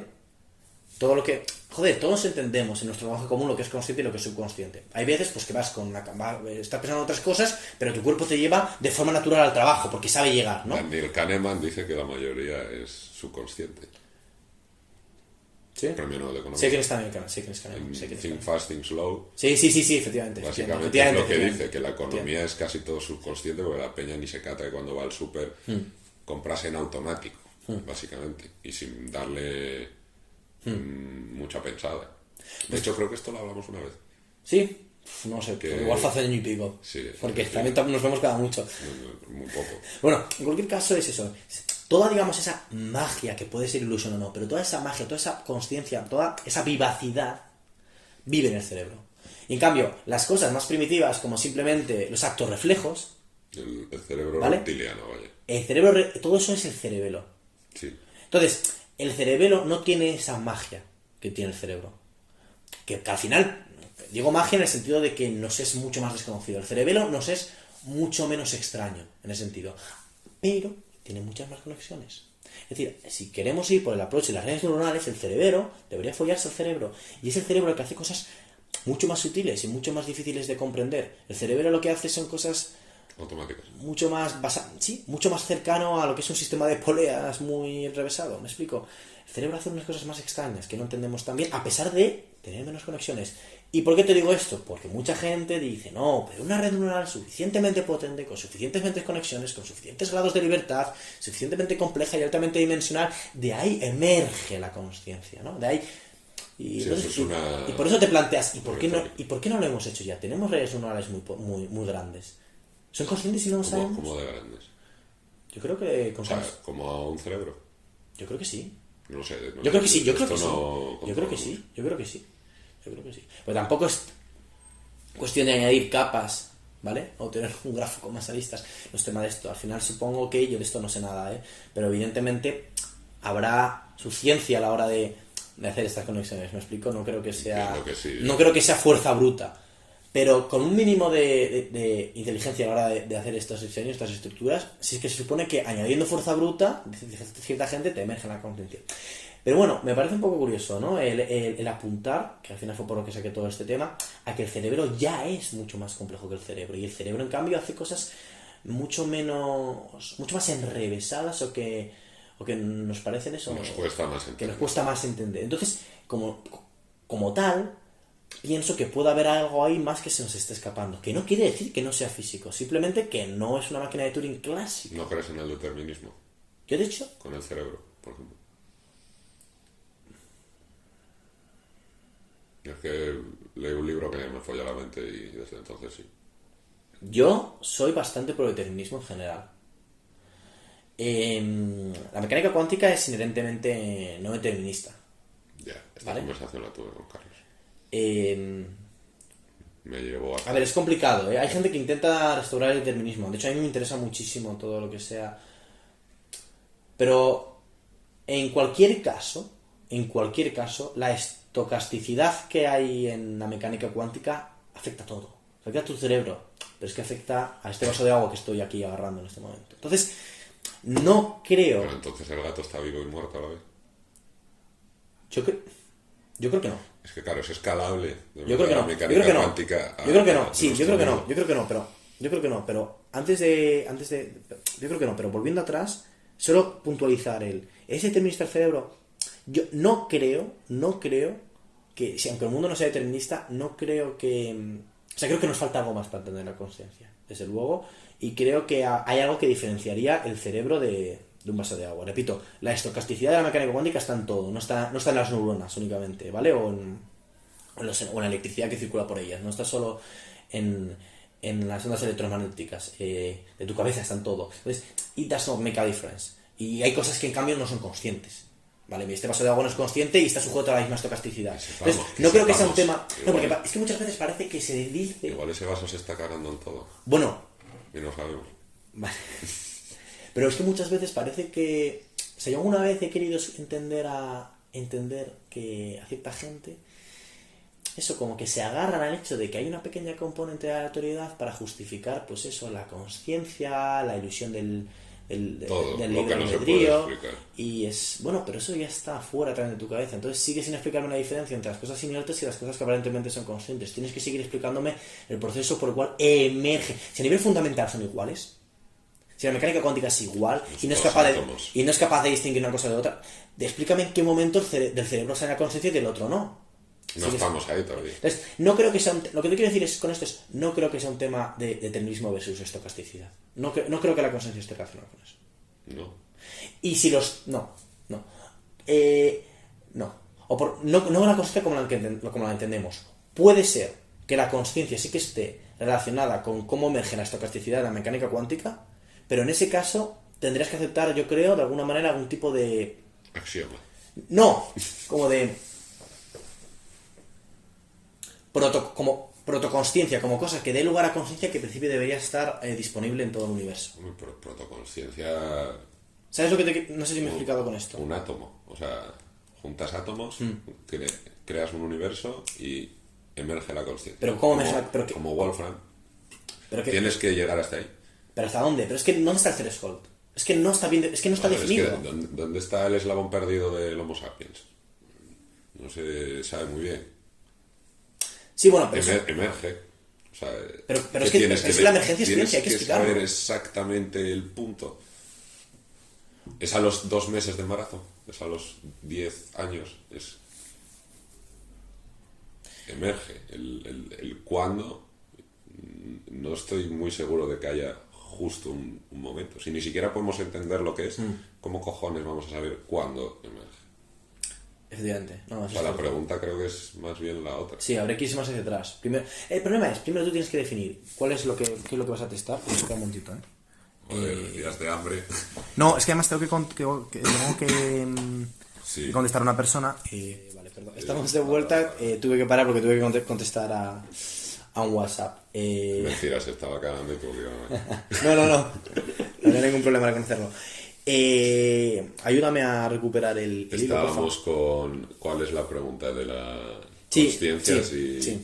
Tú estabas diciendo que cuando emerge la pregunta más básica es ¿qué es? Sí, claro, ¿qué es? No claro. lo sabemos. No, claro que no lo sabemos. No sé por qué todo el mundo, sí. tú y yo, y creo que todo el mundo intuitivamente sabe lo que es. Sí. Sin embargo, no lo podemos definir, expresar o... Exactamente, muy complicado. Es como... O sea, una definición podría ser el reconocerte a ti mismo. Exactamente, esa se hace muchísimo. Y de hecho, siguiendo esa línea...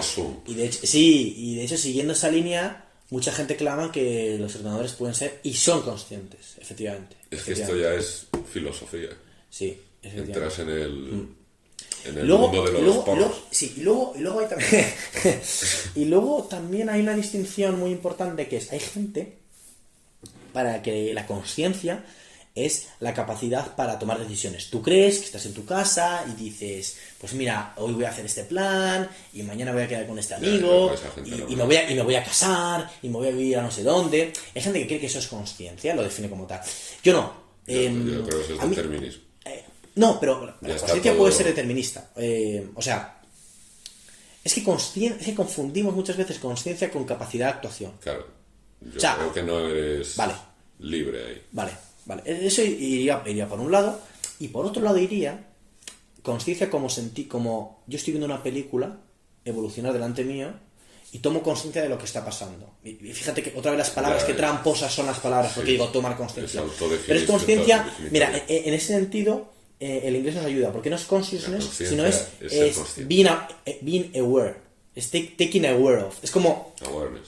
Awareness, es como sé que estoy viendo algo. Entonces, eliminas toda la parte de... Como Neo. Estoy jugando un rol en esto, realmente estoy tomando decisiones, te quitas toda esa parte, pero dices, somehow, o sea, no sé por qué, de alguna manera estoy viendo una filmación. No, espera, estoy viendo una sucesión de eventos pasar delante mío. Y lo estoy palpando. Estoy viendo la película de mi vida. Estoy viendo la película de mi vida. ¿Crees que es una simulación? Nick Bostrom. Yo aquí me acojo a la quinta enmienda. No. Me acojo a las reflexiones de Wolfram. Puede ser que esa pregunta sea científica en tanto que no hay una diferencia entre una simulación y correr la simulación entera hasta ver qué pasa. O sea, puede ser que, me explico, el ordenador ahí fuera que nos contenga a nosotros. Hasta que no haga la simulación. Entonces, en la teoría nos han creado enteros. Entonces, ¿a qué llama simulación? ¿A que hubo algo antes que nosotros? En ese caso, ¿sabes? Que no hace... el programa de ordenador. Pero que no somos un programa. O sea, si somos un programa. Somos un metaverso. Pero que si somos un metaverso, es probable que puede tener mucho sentido afirmar que para poder determinar todos los detalles del programa hayas tenido que crear el mundo en sí mismo. Entonces, no hace realmente no hace la diferencia. Que no lo ha podido programar como ha querido, él ha tenido que poner los tres y dejarlo correr y que corra. Efectivamente. Entonces, en ese sentido, ¿sería real? ¿O no es real porque hay un arquitecto el cual no controla su propia obra? Porque recuerda, es el tema de la irreducibilidad computacional. Sí, pero... No controla su propia obra. No podríamos...